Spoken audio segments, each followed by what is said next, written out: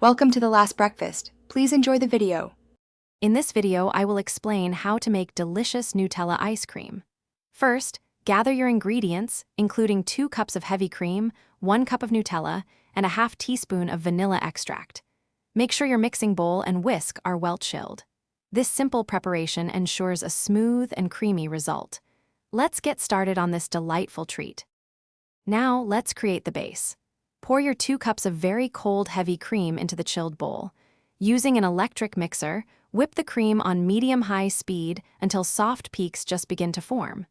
Next, gently fold in the 1 cup of Nutella until it's fully incorporated and the mixture is smooth. Add a half teaspoon of vanilla extract for extra flavor. It's time to transform our mixture into ice cream. If you have an ice cream maker, pour the base into its frozen bowl and churn for about 20 to 30 minutes, or until it reaches a soft serve consistency. If you don't have a machine, pour the mixture into a shallow, freezer-safe pan.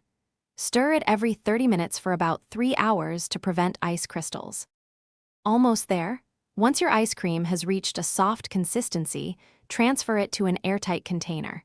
Place it in the freezer for at least 4 hours or until it's firm enough to scoop.